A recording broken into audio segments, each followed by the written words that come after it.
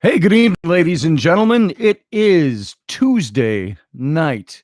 And while we're getting rolling here, I'm just going to double check my sound setting to make sure everything's coming out all right. There we go. We're good. We're plugged in. We're ready to roll. Just want to let you know 2 hours from now, going live with Rocky Stucci on the Situation Room. Tonight, we're going to talk about maybe a little more serious than other nights that we've been. But we plan on heading into this whole racism thing and how the Congress, the House now wants to vote on whether or not Trump should be censored. And I'm not going to get into it here because I'm not going to do politics during these readings. But that's what Rocky and I will be talking about in 2 hours from now. That's going to be midnight Eastern, 11 p.m. Central Standard Time. 10 p.m. Mountain Time, 9 p.m. Left Coast Time. So be sure to tune us in. And we hope you enjoyed last night's Situation Room where we talked about volcanoes and earthquakes, and we scared the bejeebies out of Audrey. So, Audrey, so glad that you were there last night. Glad to see you here tonight. And hey to you as well. You know, every time somebody says hey to me, I remember that line from reading the book To Kill a Mockingbird. Where the kids are walking by old Mrs. Dubois' house, who was an elderly lady who sat on her front porch in a chair. I don't know if she was in a wheelchair or just a rocker, and she was a cranky old lady. And Scout, the little girl, she stopped and she said, "Hey, Mrs. Dubois," and Mrs. Dubois says, "Don't you say hey to me, you ugly little girl." Well, that was the movie version. I can't remember if that line was verbatim from the book. I just read that book to my children last year, and very moving, and my kids really enjoyed that. And I hadn't read it really in 30, 40 years since I'd actually read that novel. So it's very good. If you haven't read it, reread it. Very good story. Susie, good to see you here. Thanks for calling me Captain. And let's see who we got. We got Becky. Good to see you. And who else we got? We got Audrey, of course. Our girl Friday. James Sheets. Good to see you. Jeannie. Nice to see you as well. And Camel Tube. Have a grand D with. Oh, it's cutting off for some. With me. Oh, granddaughter with you tonight, Camel. That's great. Welcome to your granddaughter. Say her name, and I'll do a call out to her. And in the meantime, hi. So let's see. Susie Q, James, Jeannie, just repeats now. Fran, how you doing? Melinda, how you doing? So good to see you all. And as things start to fill up, as I see you come in, I'll try to catch and say good evening and thanks for being here. And so we're going to continue on with Tam O'Hare tonight. And I appreciate all of you who were here last night, all who've been watching all of my videos. I appreciate that. And I appreciate the likes. And one of these days soon, I might even be ready to be able to monetize my YouTube channel. I've got to get over 1,000 followers, though, subscribers. And I've got almost 700 right now, I believe. So, and most of that is because of you guys. And I appreciate it. Cordia, nice to see you. Cordia Jane. I don't know if you go by Cordia or Cordia Jane. Welcome. Let's see. You're just saying hi to everybody. And good to have you here. And Karen, nice to see you as well. Glad to have you here. All right, let's proceed. We're gonna, these are short chapters. As I said when I wrote this, I wanted to write the book in what I started calling parent-friendly chapters. And if you're a parent who reads stories to your kids at night, you know exactly what I'm talking about. I'll get my kids to go, "Dad, read me this book at bedtime," and it's just like, oh my God, that's going to take me an hour to get through a chapter. So I tried to keep them short and succinct. So we'll do a couple of chapters tonight. We'll see where that takes us and how it goes. And this is really, if you missed last night, I'm not going to go through all the introductory stuff again, but I'll give you just a very brief recap when we're ready to roll here. But I will tell you this: Tam O'Hare was my first book. Um, I had always written, I'd written captions, I write paragraphs, I write stuff like that, but I had never tried to write my own book before. As a matter of fact, sitting right here, I have this is the first thing I wrote, and I actually hired a writer that I knew to help me write this. This was something I published myself in 1988. That gives you an idea. You can see by the poor quality of the text and things like that. This is pre doing this stuff on the computer. But it was a graphic novel that I did. And I had the story all in my head. And I sat with the writer and I told the story. And so she wrote it for me. And it's a big comic book. It's, this is what it looks like. That's all my comic book stuff and my art and my story. And she helped me put it together. And yeah, there I am. By the way, that's me back in 1988, right there. You can tell by the porn stash and the wild, what do you call it, the hairstyle. That's the way they did back then. So that's me back in 1988 with my dog Clyde. And that's Suzanne Hall, good friend of mine. My wife at the time, she worked for IBM, and her husband worked with my wife. And she and I got together and started writing this out. So I told her the story, and I wasn't as unconfident in writing as I ended up thinking I was. And so Tam O'Hare, that was 1988. It was 10 years went by before I actually got this book published. But I'm sorry, 10 years before I actually started telling the story of Tam O'Hare to my kids, and then another 10 years before it was published in book form. So, and I wrote it. So this was my first venture into writing.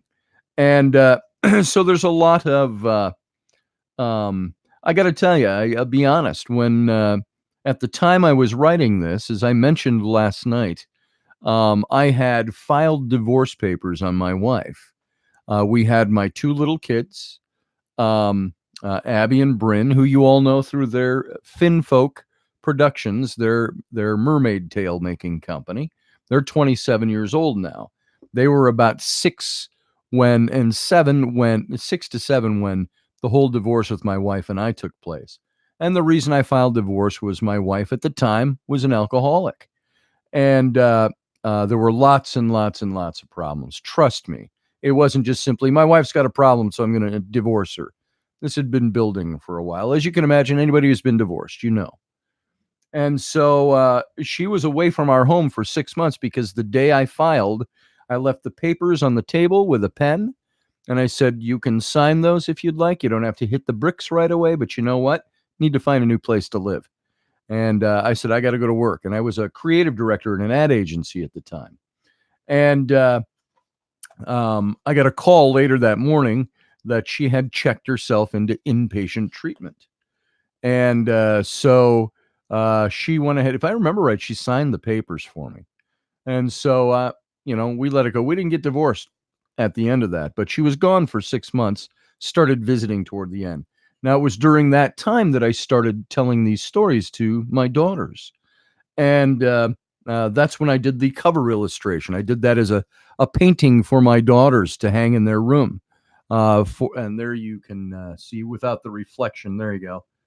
That's Tam O'Hare, an Irish lord, and that's his young squirrel squire, Horatio McNutt. And so I did that picture for him, and that ends up adorning the cover of the book.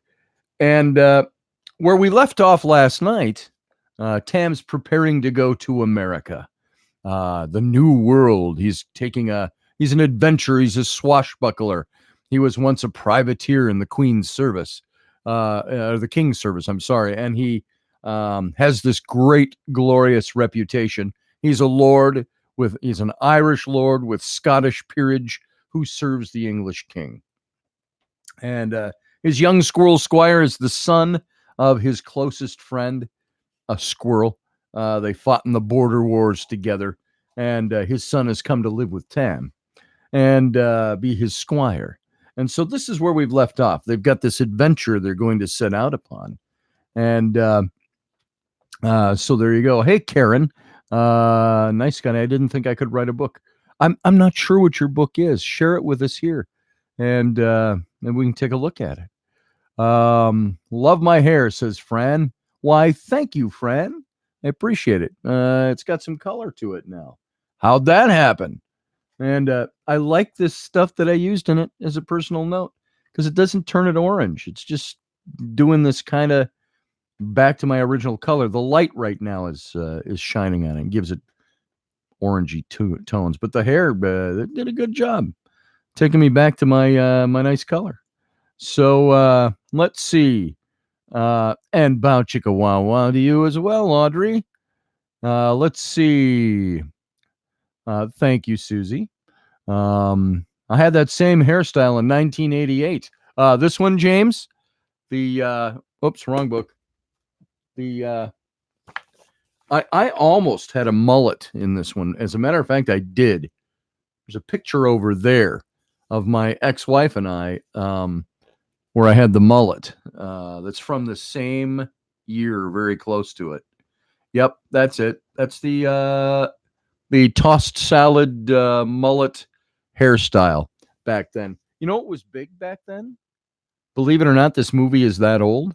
Mel Gibson in Lethal Weapon. That's the way we wore our hair back then. And the big Thomas Magnum PI porn stash. And that's how we all dressed. That's what we looked like. So, okay, mullets are sexy. Kinda, if you can go back in time to 1988. They're really sexy. Hey, Susie Q. And hey, JJ. I'm so glad that you're here. Nice to see you over there with your grandma. Glad you stopped by. Let's see. Lethal Weapon may be terrified to turn 50. Yeah? Yeah. Oh, made you terrified. Made you? Maybe terrified to turn 50. I don't know. That movie came out, what, 35 years ago? Over 30 years ago, I know. And Rocky's in the room. So everybody, assume the position and shut up. All right, we're going to get started now. Let's get into Chapter 3. Remember, we ended with Chapter 2 last night, where we introduced McNutt, Horatio McNutt, Tam's young squire. Now, remember, it ends with they're up early in the morning, and Tam sends McNutt down through the castle halls to wake up Tewksbury, the chef, to get breakfast going very early in the morning. Now, we'll pick up right now then with Chapter 3. Everybody ready? Here we go. Chapter 3, A Call for Help. After breaking their fast, McNutt excused himself, dressed for the day, awoke the rest of the household servants, and went outside to supervise the loading of the wagon. Once in the courtyard, he saw that it was already fully packed and ready for the road, and what a magnificent sight it was. The wagon was a flat-bottom rig with no sides save for 4 upright posts on the corners and 3 horizontal slats on all 4 sides that firmly held the contents in place. A 5-foot-tall pole was secured to each of the 4 corners of the wagon. On the left front and the right rear poles, there were banners emblazoned with the O'Hare family crest, the silver Irish harp, with a beautiful female hare at its upright. The other 2 poles, respectively right front and left rear, both flew the green flag of Ireland, bearing the image of the Irish harp. Some of the servants thought it would be a nice touch to add more color to the rig, so red and saffron banners were secured by nails and hooks along the topmost slats of the sides of the wagon. The wood itself was painted a bright clover green, and the wheels were painted black with green knotwork detailing. All in all, a pretty glorious sight. McNutt took upon himself the responsibility of double-checking the contents of the wagon, against the master inventory list drawn up by Uncle Tam 2 days ago. The load had already been inventoried by the servants, but McNutt wanted to be sure that everything was there. The young squire stood next to one of the wagon's two wheels, and only when he pulled himself to his full height was he taller than the circumference of the wheel. He walked around to the front of the wagon and climbed up into the seat, facing the rear of the wagon with one foot down on the step and one knee resting on the plush leather seat. He surveyed the load. One large barrel containing a cachet of various greens and vegetables, ranging from lettuce and cabbage to carrots and beets. One large wooden box filled with assorted nuts and sunflower seeds.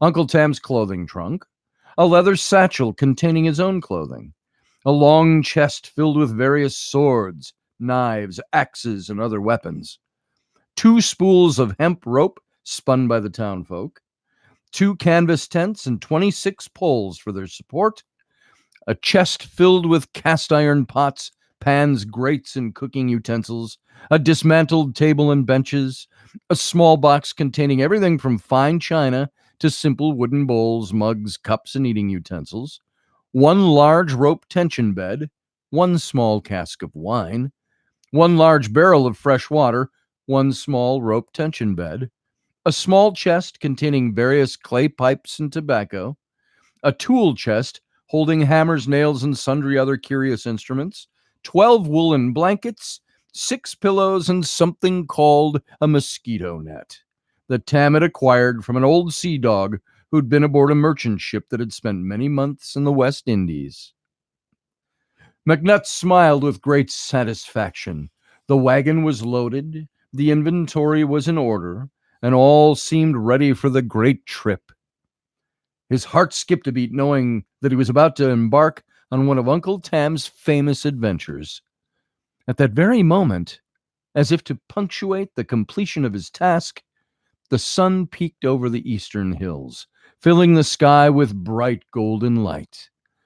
McNutt looked into the slowly rising curve of burning orange and squinted a satisfying smile. Just as he turned toward the castle door, something in the rising sun caught the corner of his eye. He looked back into the glowing ball and squinted. It was so bright that he could not stare for very long, but there was definitely something there, and it was moving. He took a step forward and stopped short.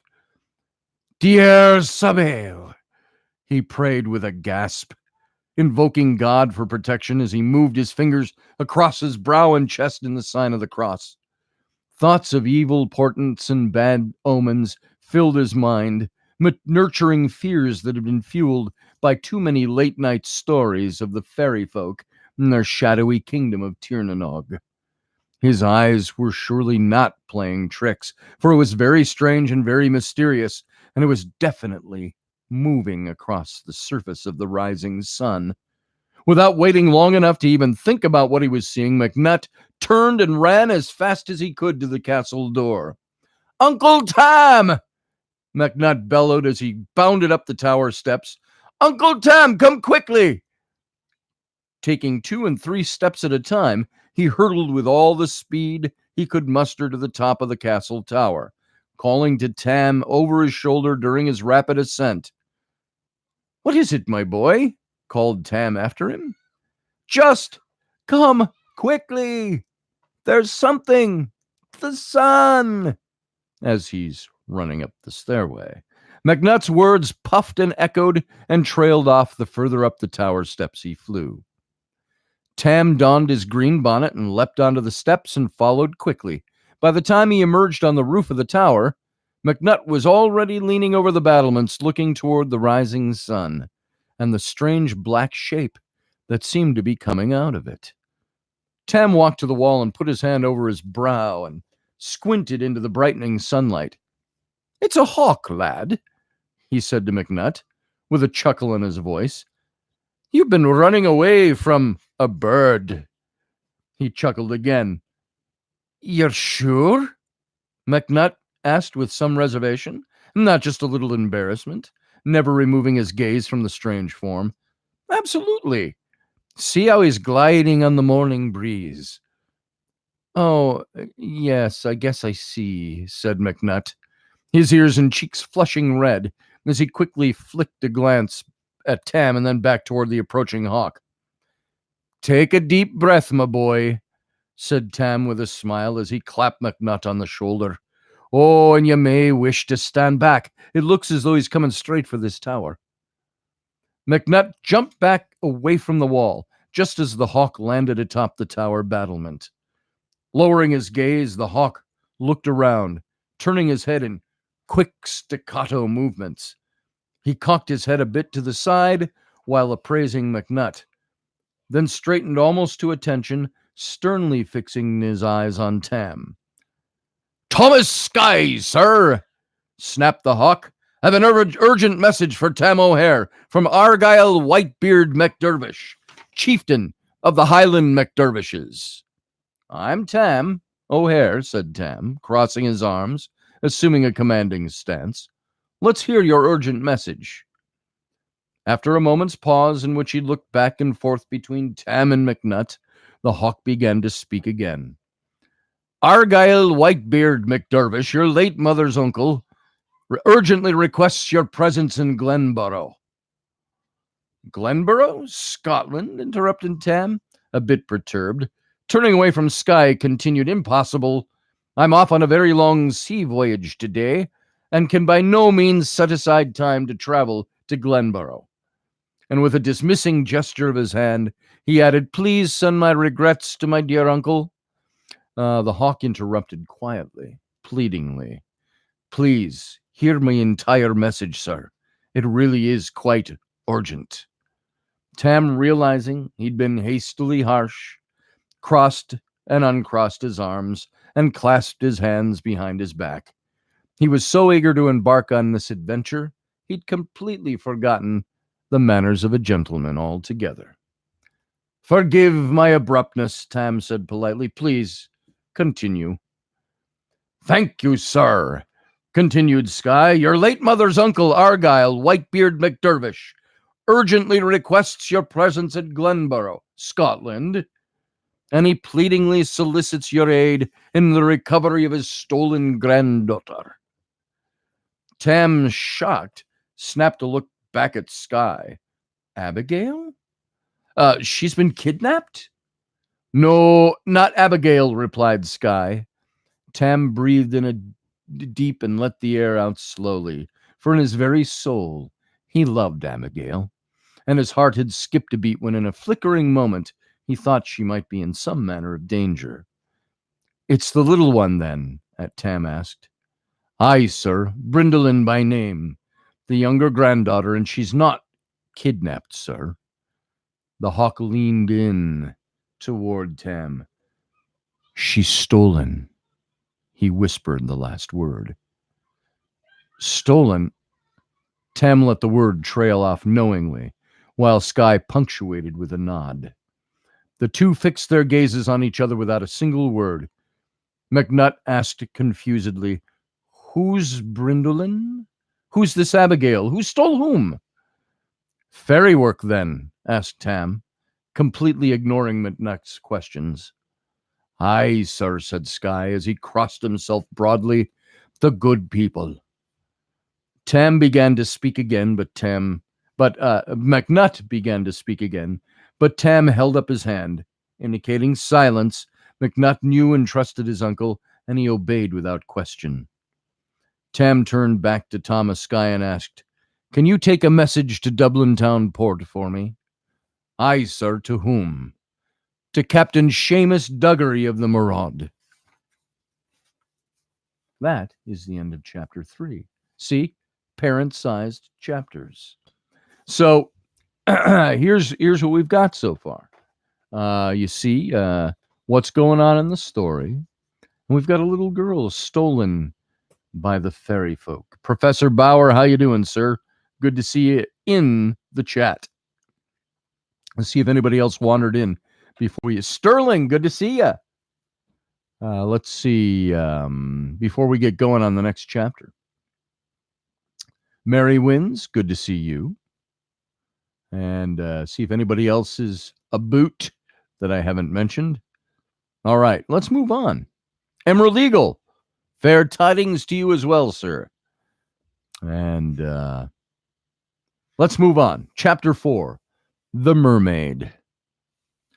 The Mermaid, or Merrow, as she was called in the Irish tongue, was the fastest seagoing vessel in Dublin town port, and Seamus Duggery was the finest, if not the most notorious hare who piloted a vessel on the Irish Sea. While Tam did not align himself with Duggery's politics or morals, for he was reputed to be a pirate of sorts, he had total faith and trust in his seamanship, and a voyage to the New World needed to have the best captain and crew that could be found. Seamus Duggery, gossip and reputation notwithstanding, had navigation in his blood. He could sniff the salty sea air and with eyes closed, sail a ship to the Netherlands. He was without a doubt the best that could be found. Anywhere. Duggery also bore an old reputation with Tam, for he was a fellow Gallowglass, one of the Irish mercenaries who had fought alongside Tam O'Hare and William McNutt at the Battle of Solway Moss.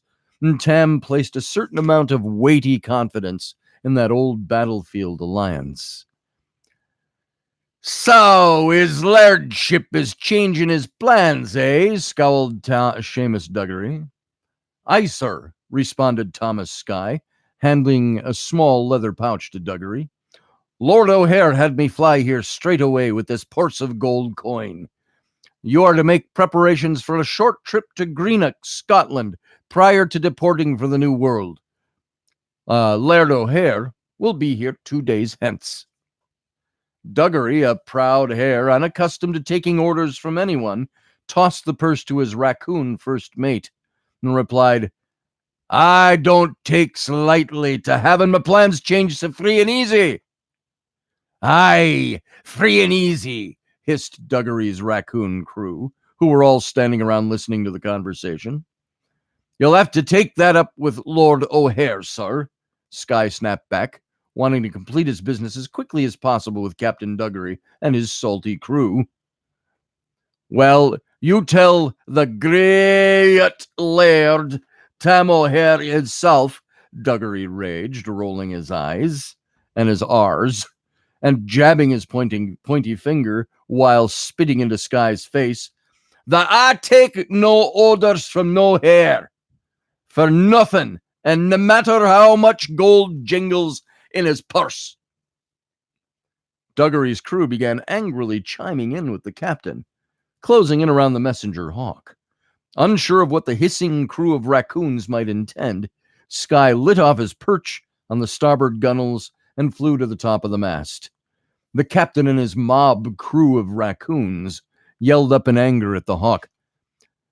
"As I said," Skye spoke down to the captain, "you'll have to address these matters with Tam O'Hare himself, not me. Good day to you."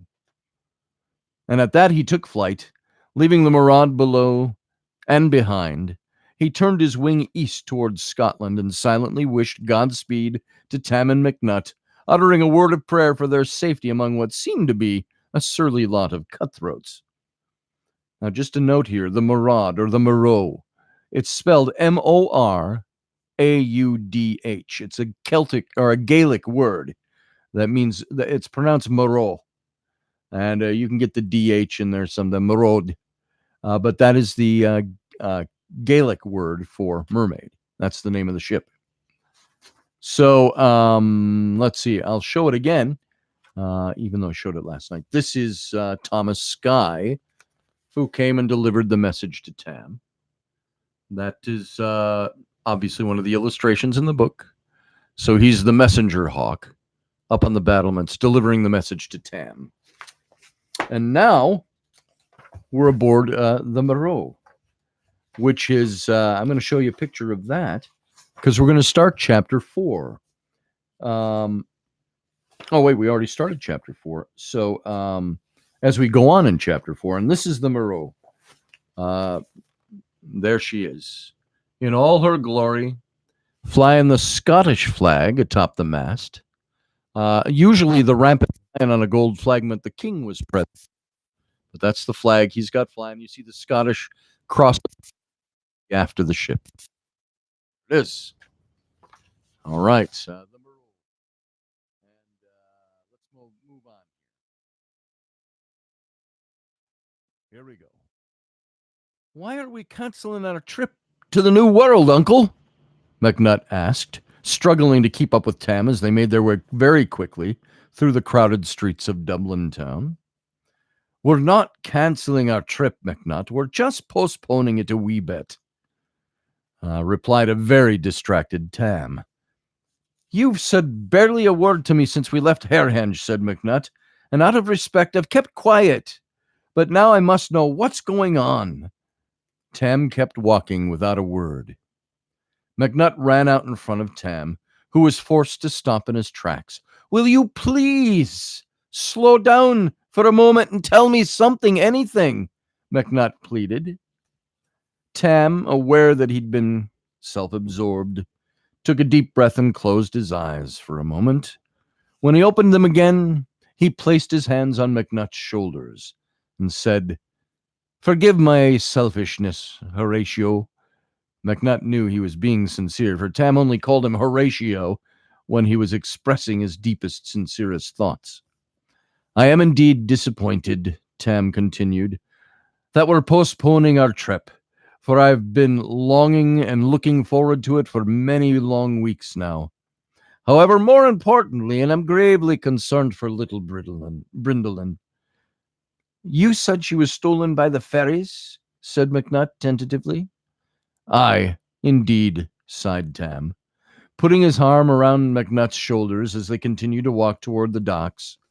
And that frightens me more than facing any foe of flesh and blood.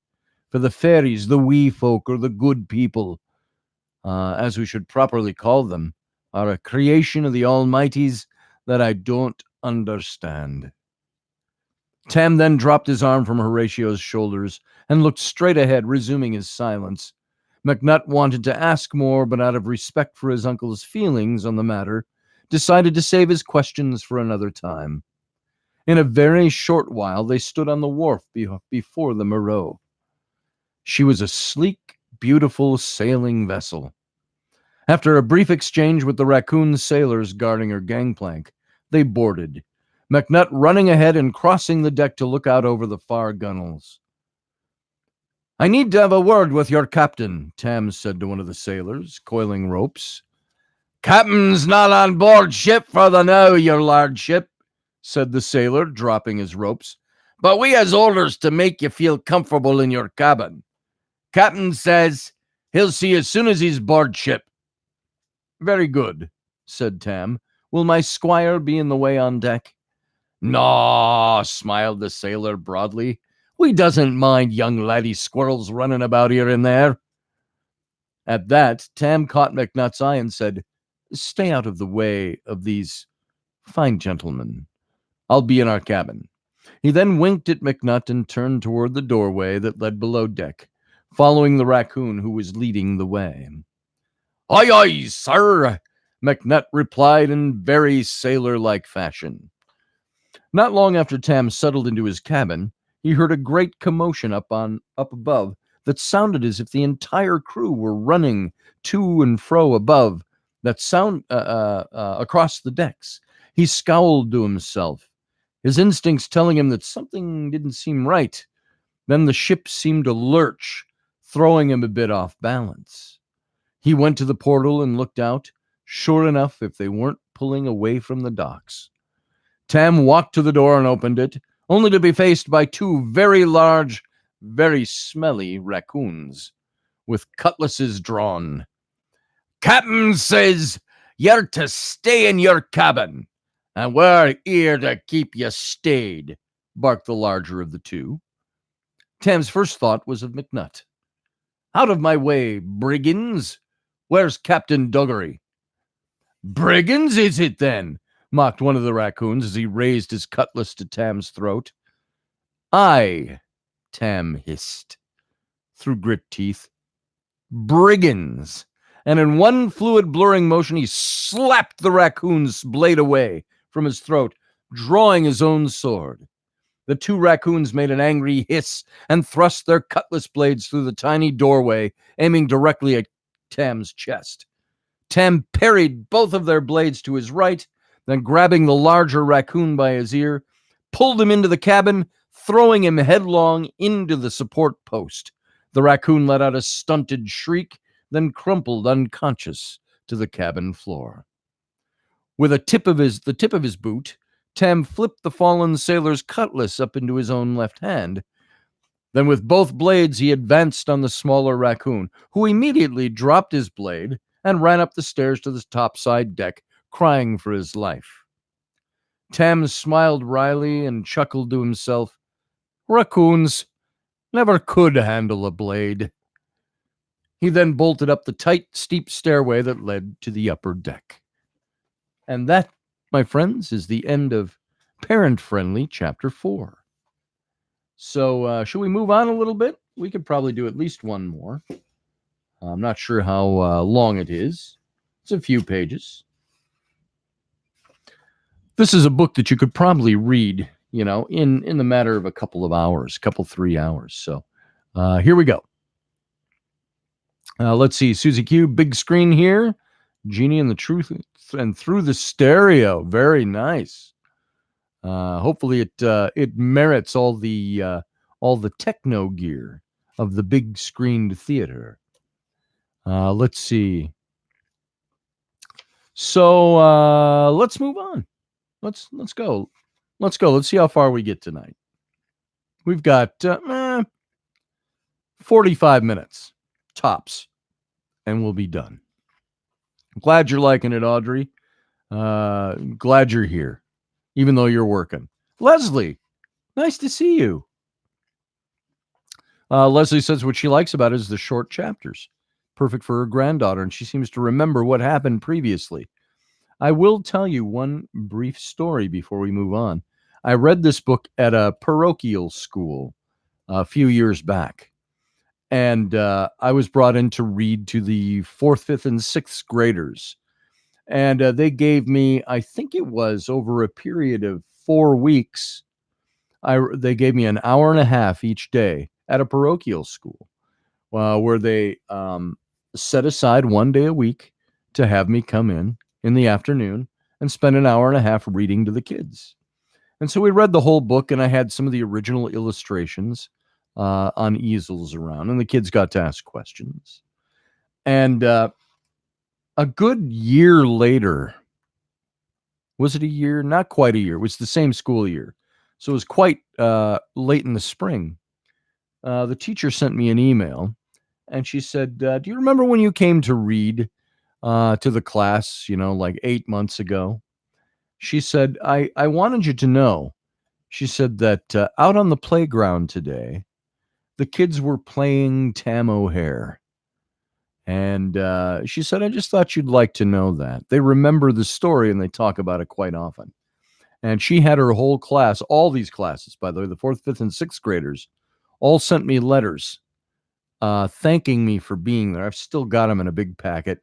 They drew pictures, some of them. Some of them appear in the back of the book. Let's see. Hold on a second. I'll show you these if they're... Yeah, here you go. There's not much to it. Just I put a couple of the letters right there in the back of the book. And those were from some of the kids. One of them from the teacher, Transfiguration School. And the other was from a little girl named Anne-Marie. Dear editor, she wrote that to... They sent these all to the publisher, by the way. I loved your book, The Rollicking Adventures of Tam O'Hare. I like how you have adventurous parts, but also sad and romantic parts. I also like how Tam O'Hare isn't snotty or bossy. He's the kind of main character you want to win and not get hurt.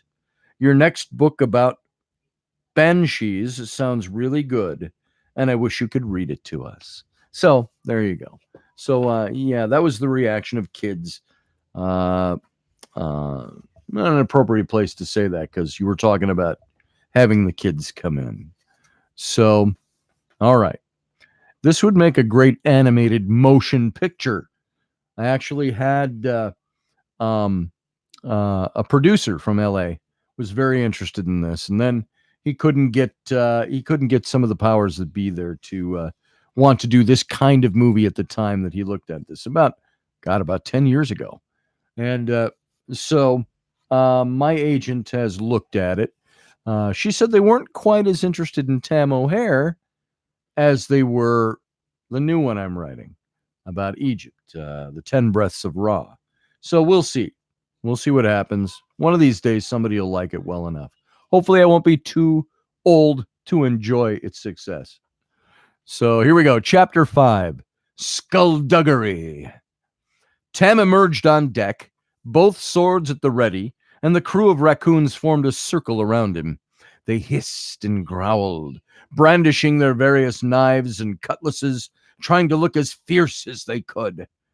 But no one dared make a move on the very famous Tam O'Hare. The crying guard Tam had chased up from the below deck was now amidst the barking crew of raccoons. His courage was bolstered by the mob, but he still kept himself to the rear of the crowd. Tam looked around the circle of raccoons through slit eyes, then grinned. He suddenly lowered both swords, pointing their tips to the deck, placing his hands on the top of their pommels as if they were a pair of walking sticks. He pulled himself to his full height, assuming a commanding posture. The raccoons fell silent. "Where is my squire?" he quietly demanded. "He's right here, O'Hare," came a voice from the upper deck. Tam looked up, and there was McNutt, standing alongside Captain Seamus Duggery.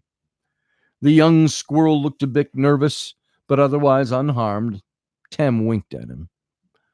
"What's the meaning of all this, Seamus?" said Tam, addressing the captain with the familiarity of an old war ally. "Holding my squire? Guards at my door?" "Just bringing you down a peg, Laird O'Hare." Duggery overemphasized the word laird. He continued, "This ship's not going to Greenock, Scotland. It's going to the Americas. The New World is where I'm setting my course." Tam thought for a moment, then said, "I have urgent business that necessitates my trip to Greenock. I've paid you well for the inconvenience, and once my business is complete—" Duggery cut him off, raging. "Who are you to tell me where to take my ship? You and all your lairdly heirs." Duggery had some problems. He had some issues. Tam held his tongue for a moment, thinking carefully before his next words. "We were mates back at the Moss, Seamus. Why all the skullduggery here?" "We were never mates, mate." Duggery spit back at Tam. "You were always the great laird, and I always the commander, or the commoner. Sure, we fought side by side in battle, but we were never equals off the field."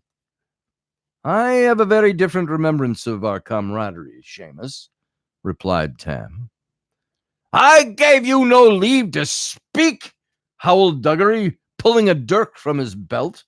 "I am in command of this ship, and now you're under my rule." For emphasis, he stabbed the dirk into the top of the railing, sinking its sharp point deep into the wood. He then put his foot on the top of a cask of rum and rested his elbow on his knee.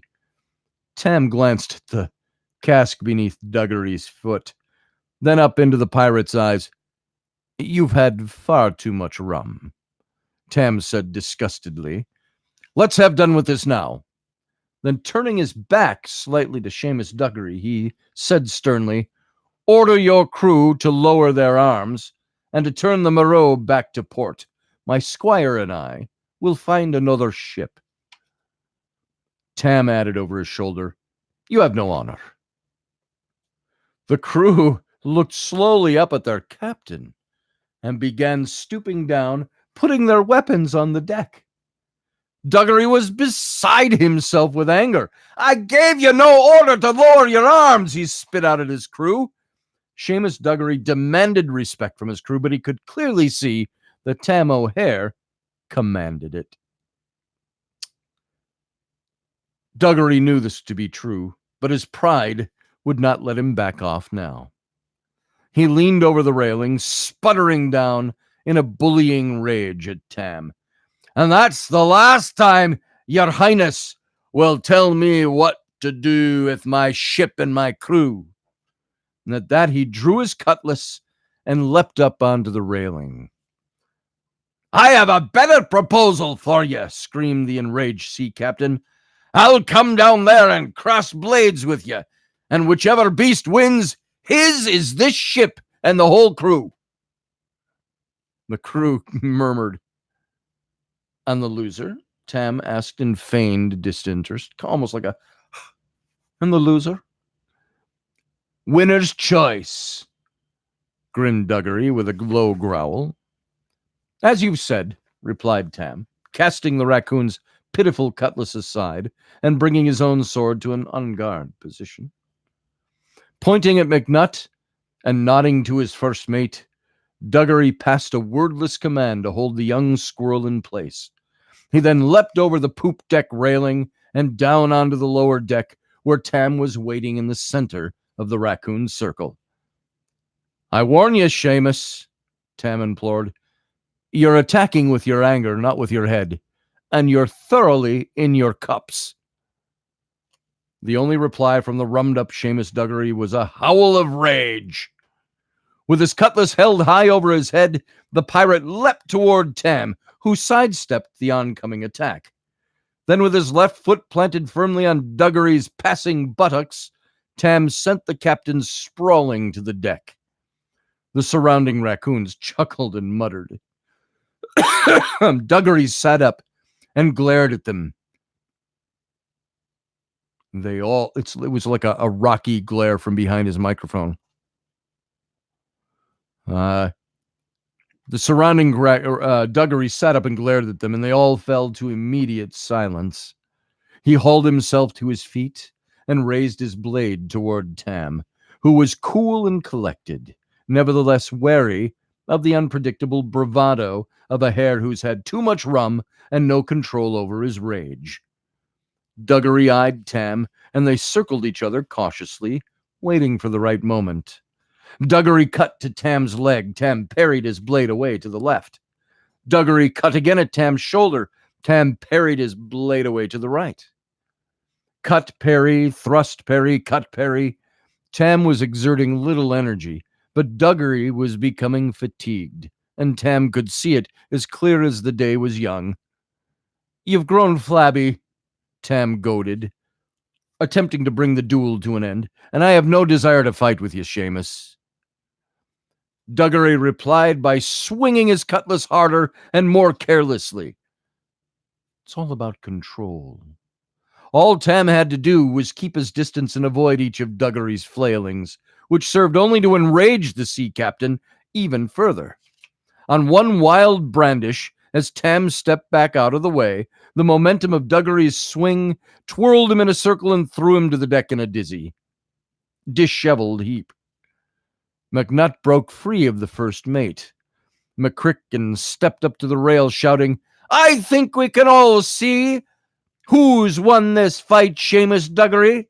And much to McNutt's surprise, the first mate sidled up alongside him and hollered down at the captain. "I think the little squirrel's right," said McCrick with disdain. "I don't think you've done but lost the right to be our captain anymore. Long live Captain Tam!"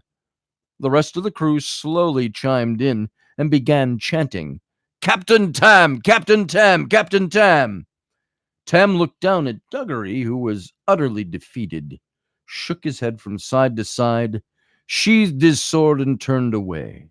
The crew closed in around him as he made his way to the staircase leading to the upper deck. I'll show you the illustration for this. This is right after that scene. There's Tam O'Hare. You see Seamus Duggery sprawled out on the deck, and the gunwale is behind Tam, and then you see the raccoon crew, pirate crew, way in the back. So there you go. And those are authentic blades, by the way. That's an Irish blade that Seamus is using. And Tam has something very similar in his hand. They're broadswords. They're transitional broadswords for the interested. So this is the 1500s. They're transitioning from broadswords to rapiers. So there you go. So Seamus Duggery sat alone in a heap on the deck, while the crew, his crew, continued chanting. His blood began to boil. Let me take a sip. Oops. Got my very famous Goonies. Never say die. Red drink.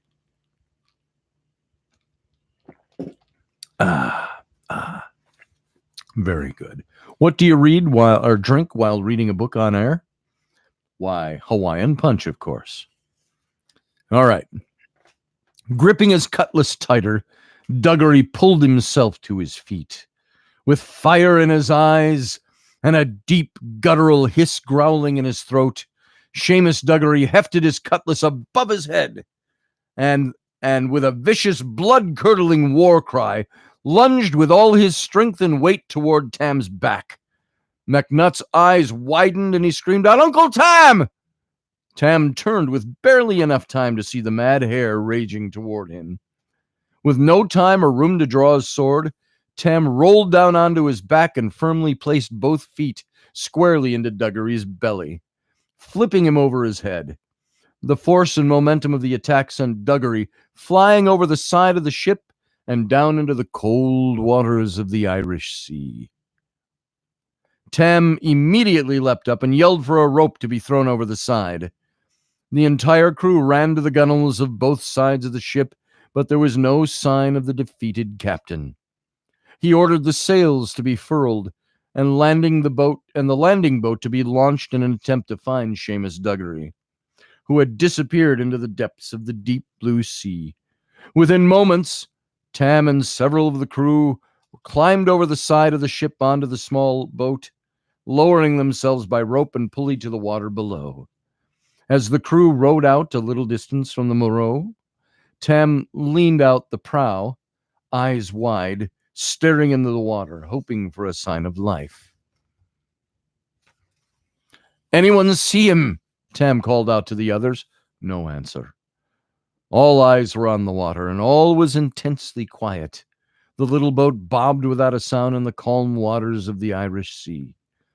Then a bubble rose to the surface just off the port side, and one of the raccoons yelped, "I think I sees him, Captain." Tam stood and looked over the heads of the raccoons into the water. Sure enough, there was another bubble, then another and another. "Could be a shark, Captain," said one of the raccoons. Tam removed his hat and doublet and dove below the surface of the cold sea water. Everything grew still. Everyone watched for what seemed an interminable amount of time. Suddenly the water began to bubble and churn just a few yards out from the boat, and in a ferocious surge, Tam broke the surface, gasping for air. In the crook of his arm, he held the chin of the nearly drowned Seamus Duggery. The crew hauled them both into the small boat, and in a few moments, Seamus had his head over the side, spewing up seawater and gasping for air. A short while later, back on board the Moreau, Tam issued 2 orders to his newly acquired crew: set sail for the west coast of Scotland, and lock Seamus Duggery in the brig below deck. "Now that I owe you my life," Duggery growled at Tam, "I hate you even more." "Well, at least you'll have the rest of your life to think about that," Tam replied as he dismissed Duggery and his guards. It was never a pleasant thing to see the downfall of an old ally. The entire Duggery affair, as it was to be remembered, lasted no longer than an early morning southerly voyage along Ireland's east coast from Dublin to the point of Kilmantane in Wicklow.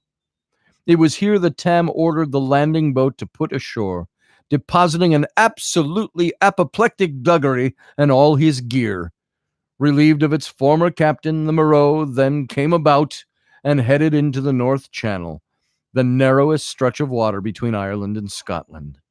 Just past Belfirst Low, they steered northeast, crossing over into Scottish waters, where the lookout spotted the mouth of Scotland's Firth of Clyde.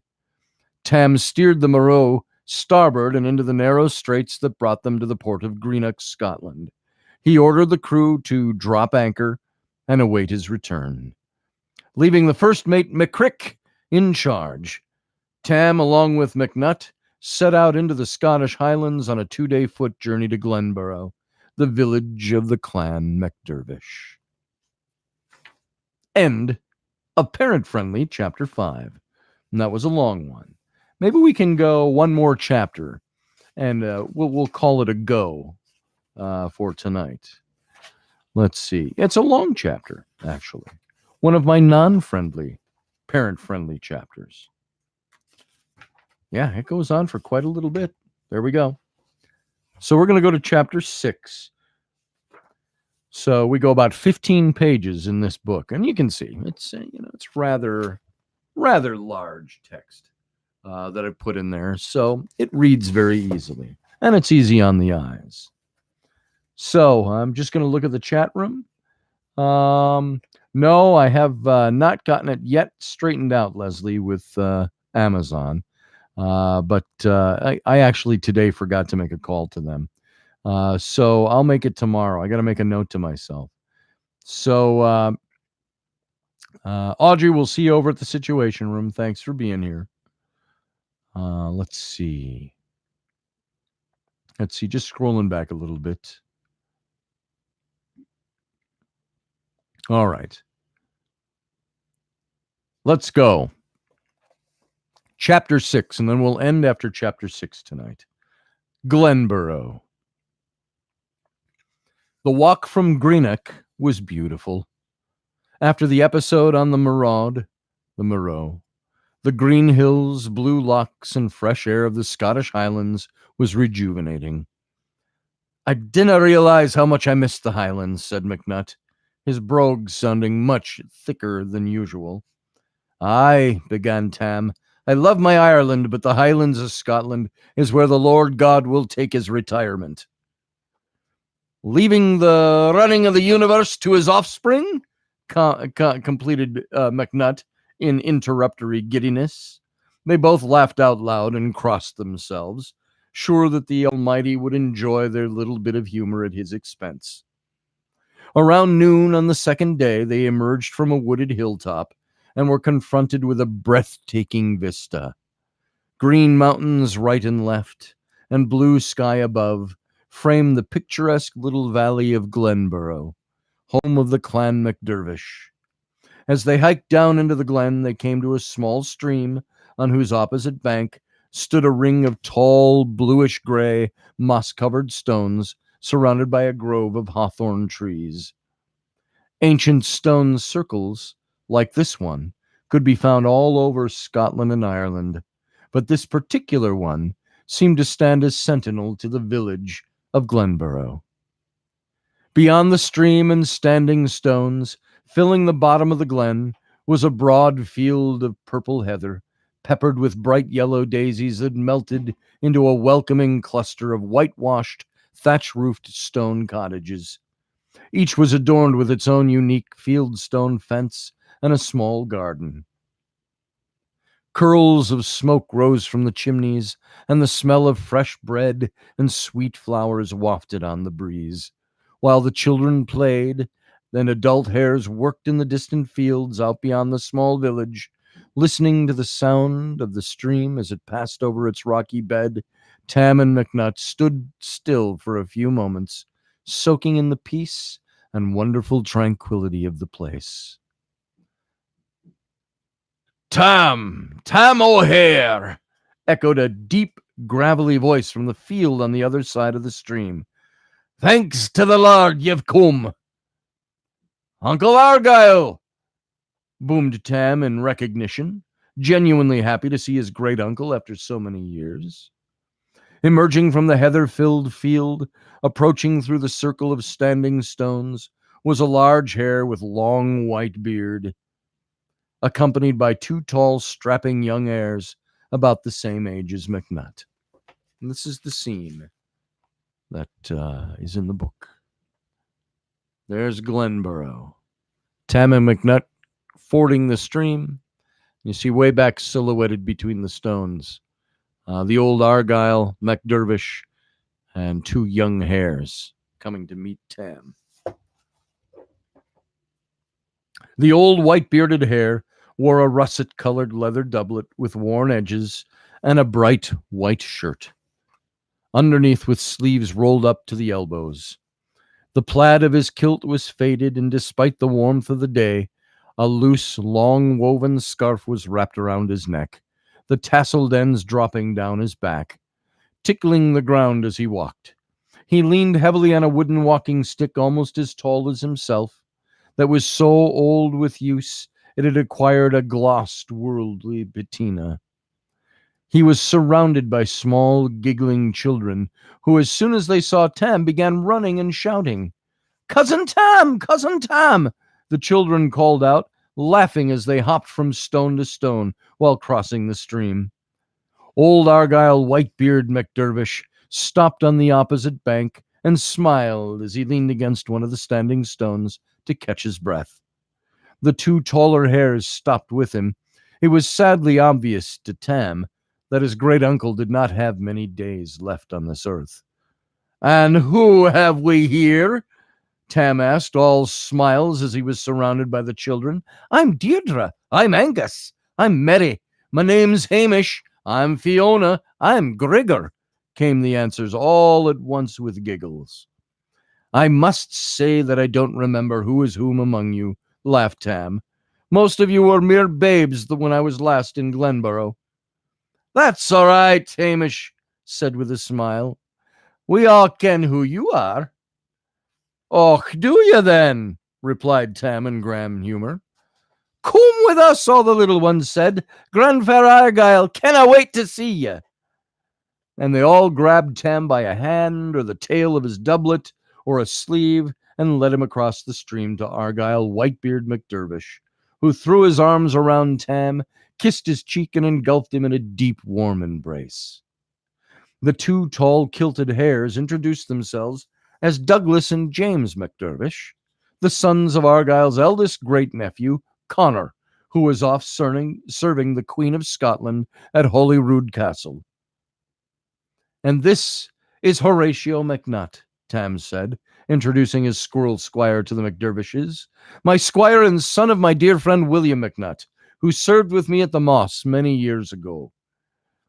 "I've sure missed the likes o' you around here, laddie," Argyle said to Tam, tears flooding his grey eyes. "And now I have a need of your aid like I've never had before. It's my wee Brindlin." Argyle's voice cracked and trailed off into a soft sob. "I know, Uncle Argyle, I know. I'm here to help." Tam paused, "as best I can." "But you mun be a-hungering after such a lang journey," Argyle said, throwing his shoulders back, wiping his tears.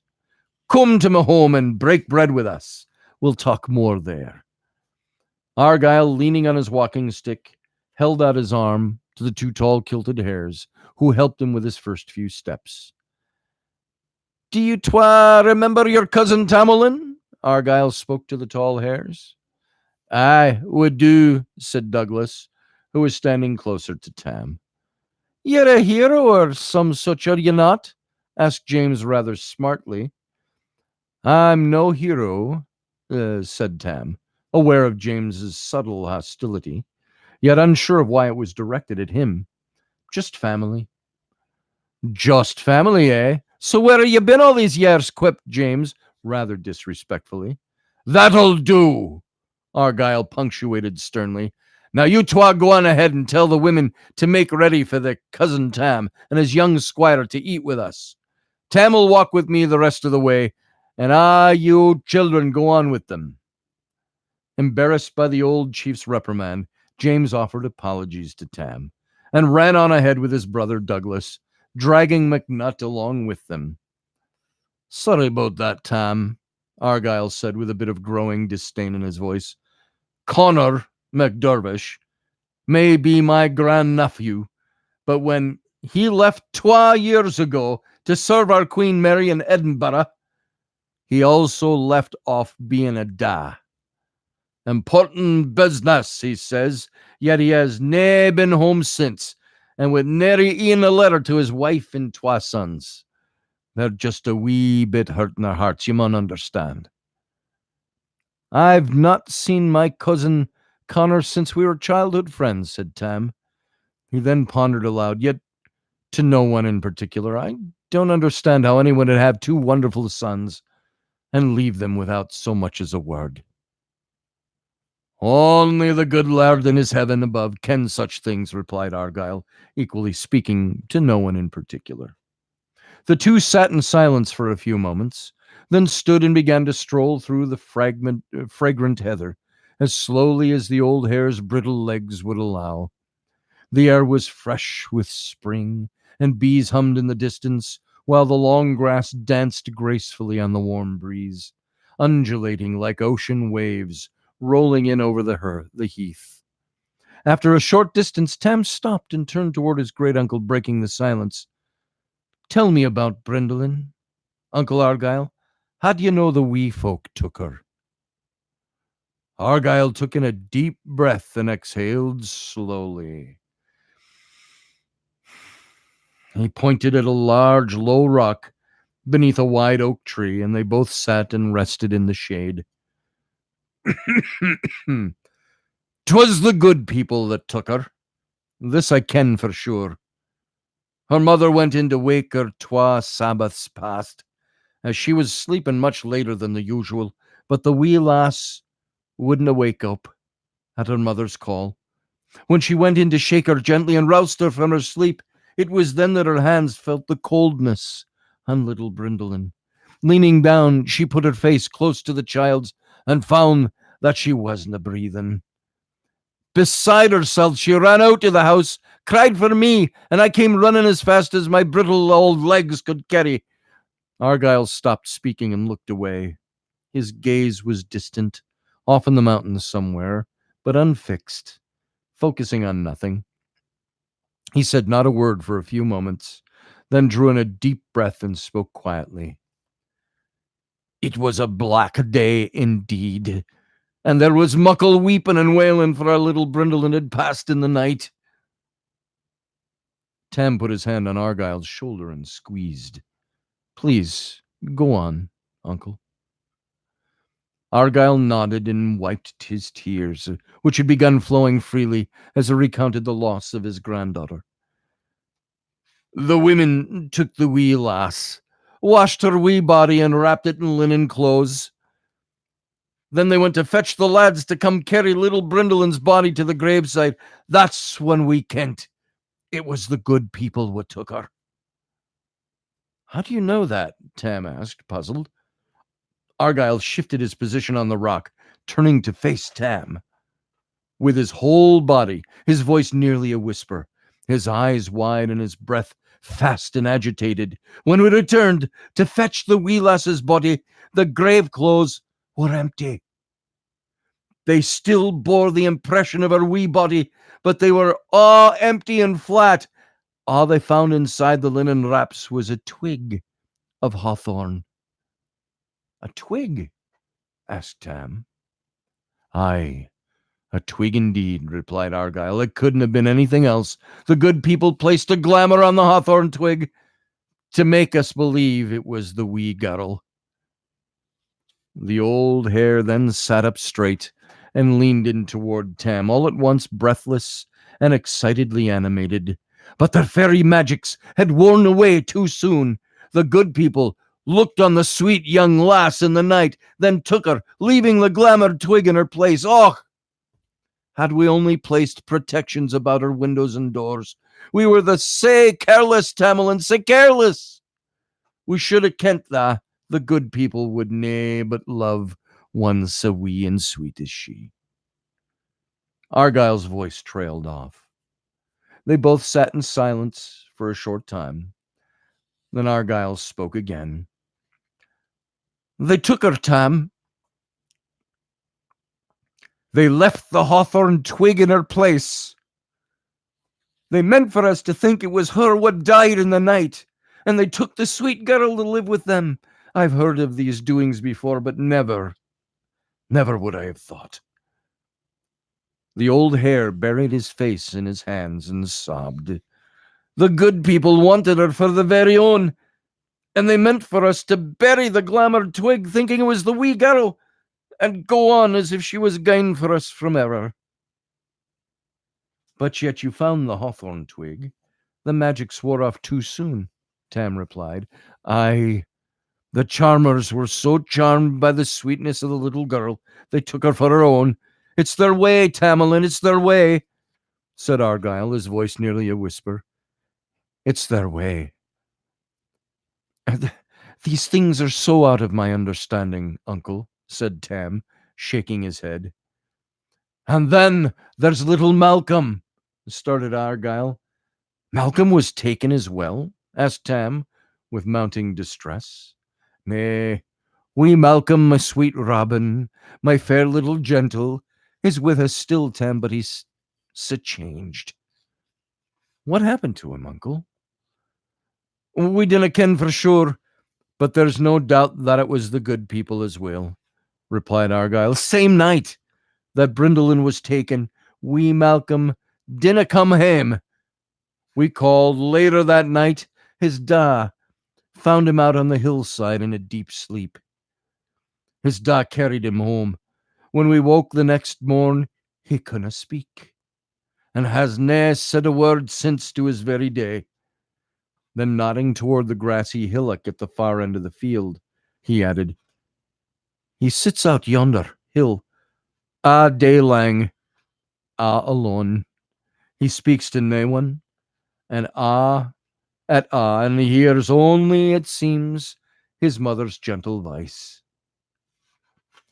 He's there even now, responded Tam, motioning to a small child sitting alone in the distance on the hill. Aye, 'tis. Dinna approach him just the noo, Tamerlane. He'll nae say a word, replied Argyle. Tam turned to Argyle and dropped to his knees before the old white-bearded hare. I will do my best to find her, Uncle Argyle. I swear it upon my honor. Argyle reached out and placed his hand on Tam's head, nodded and smiled sadly, knowingly. He said no more of Brindlin as they stood and walked across the field toward Argyle's house. And how is Abigail? Asked Tam shyly, looking off in the distant hills. I do believe she can tell you herself, winked Argyle. She heard you were coming up, so she's home from Edinburgh and will be dining with us tonight. During the entire sumptuous meal of potato, leek and barley soup, oat cakes, and candied apples, McNutt watched Tam and Abigail. His Uncle Tam had a weakness indeed, and here she sat right in front of his eyes. Abigail had a demure comeliness about her, yet behind that sweet facade of youthful beauty burned the fire of an exuberant scholar and the wit of an ardent philosopher.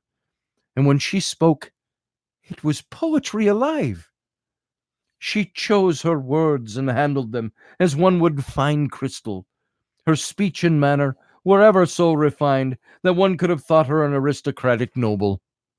And when she looked at Tam, her eyes, silvery reflections of the blue sky on freshly fallen snow, sparkled the content of her heart. And their manners at the table, oh, if she had asked to have a dish passed, it was Tam who stood to fetch it. If Tam dribbled a wee bit of wine on his lip, it was Abigail who raised her napkin to the corner of his mouth to dash it away. Oh, McNutt knew true love when he saw it, even though his years on this earth were not many in number. And the way Tam and Abigail looked at each other, she looking out from under long, graceful eyelashes, him twirling the ends of his mustache. It was sickening. Didn't Uncle Tam know that all a girl would do is bring an end to his days of adventure? Where was his head? Would you care to take a little walk before the sun sets, lass? Tam asked Abigail. McNutt dropped his jaw. Say no, say no, say no, he hollered inside his head at Abigail. Why, that would be grand indeed, sir. Abigail smiled demurely, setting her napkin on her plate. Dinna fall for it, Uncle Tam. McNutt screamed silently at Tam in his head.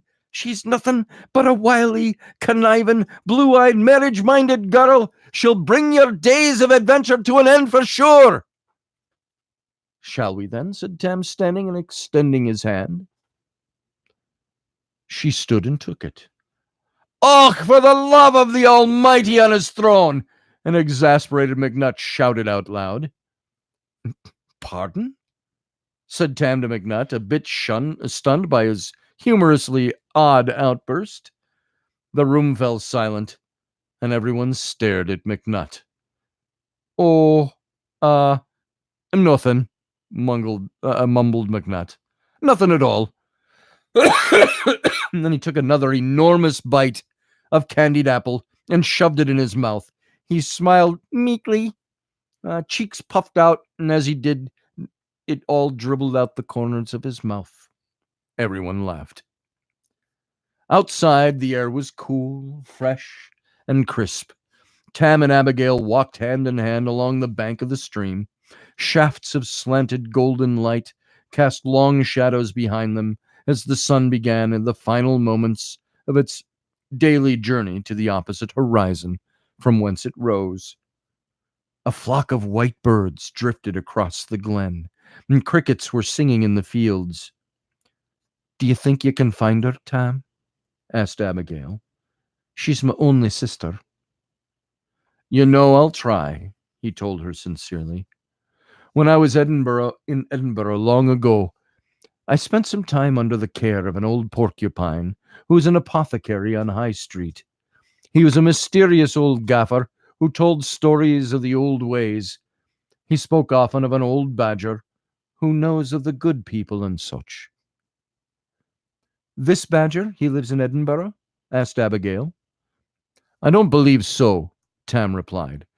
But the old porcupine seemed to know where he could be found. I intend to set out for Edinburgh in the morning. Hopefully he's still apothecary there, and can tell me where I can find this old badger he spoke of. The sun turned into a flaming orange ball and sank below the trees on the western hills.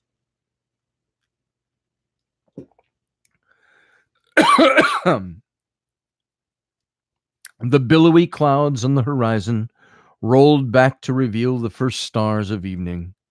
Tam stopped and faced Abigail, taking her hands in his.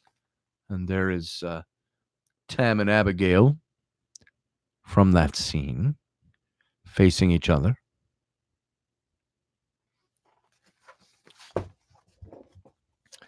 You know I love you, lass, he said softly.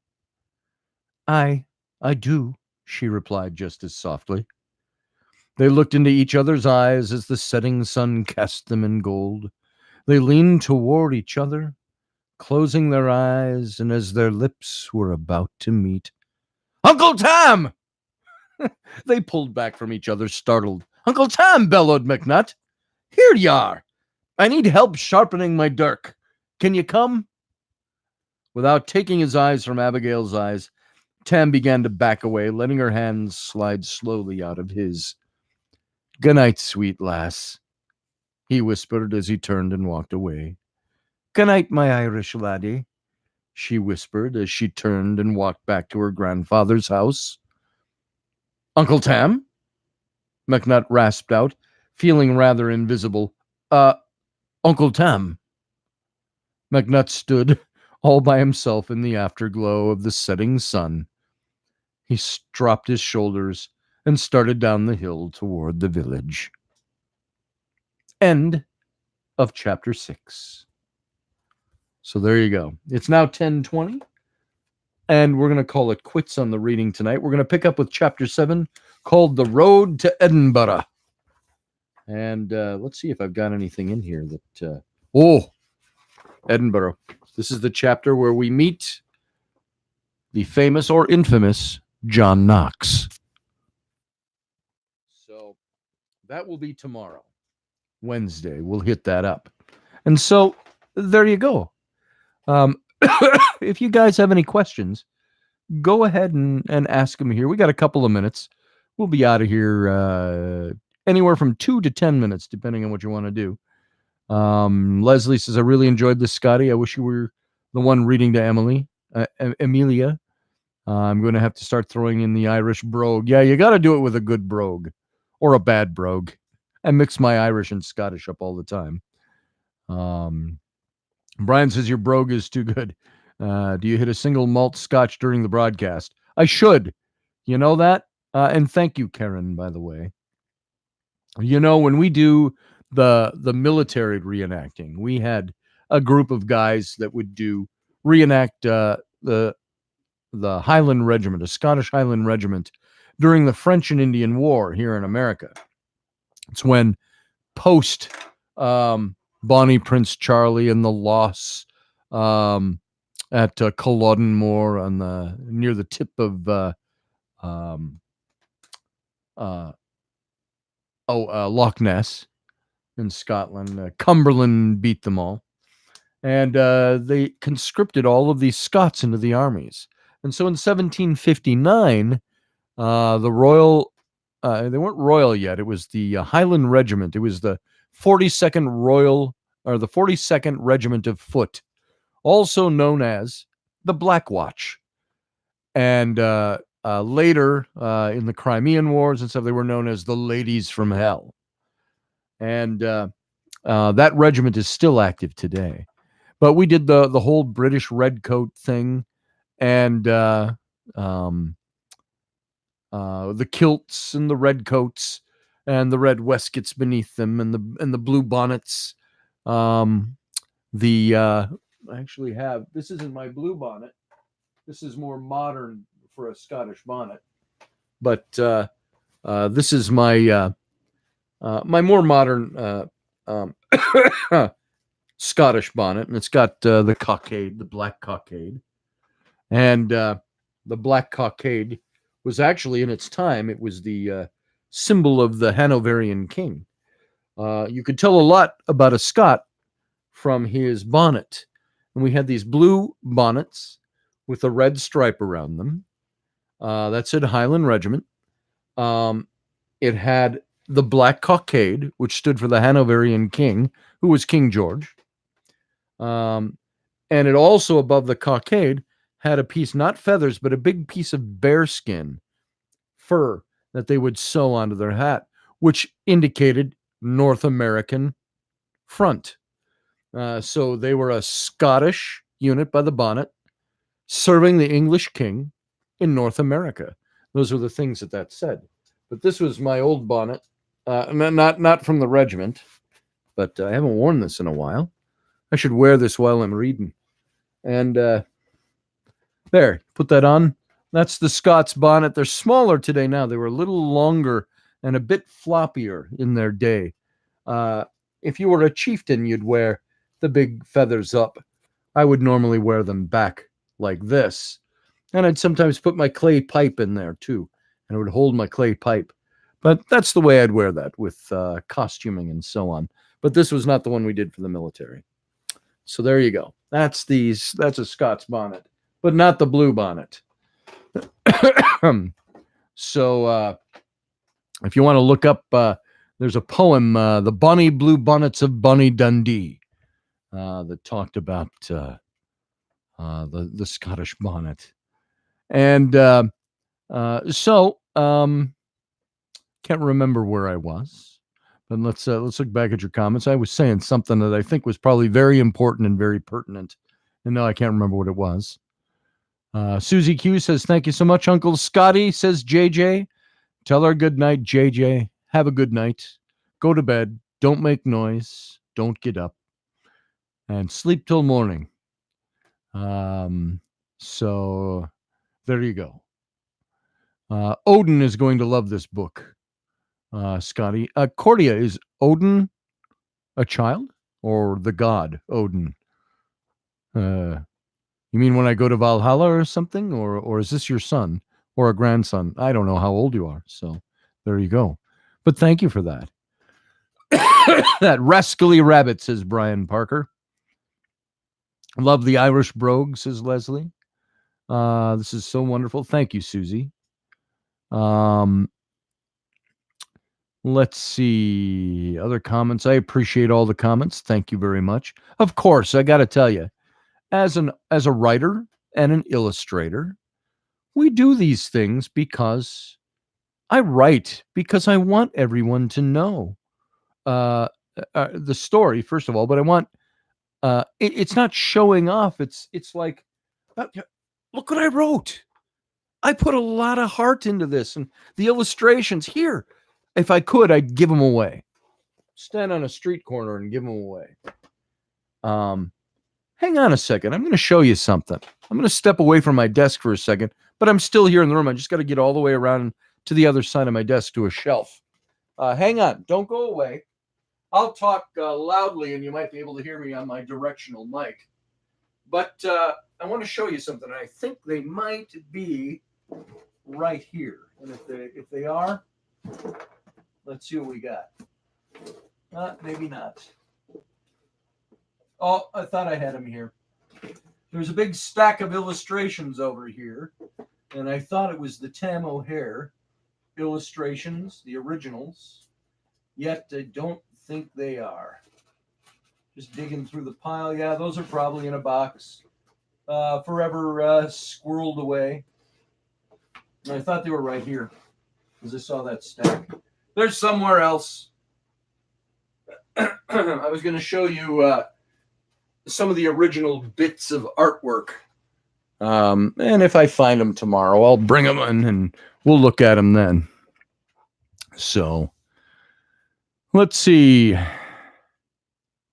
Professor Bauer, thanks for that. You just remembered your laundry. I just remembered I was supposed to do laundry today too. So, let's see. Much enjoyed, says Fran. Karen says you're a special kind of man. Well, thank you for that. Tell all my friends. Well, Cordia says we thank you, Scotty, and a great read. And I want to thank all of you for being here. If I missed anything pertinent anybody said, just leave it in the comments below. If you liked what you heard tonight, please go and like the video and share it. Share the link if you'd like. And in about a half an hour, come and visit Rocky and me over on Rocky's channel, Rocky Stucci's Situation Room. And we're going to talk something vastly different than Tam O'Hare. And I will see you back here tomorrow night, where we'll pick up with Chapter 7. And we'll see what goes on from there. The story gets really interesting, I think, from this point. So have a good night. See you over on Rocky's channel. And talk to you soon. Thanks for being here. You don't know how much it means to me.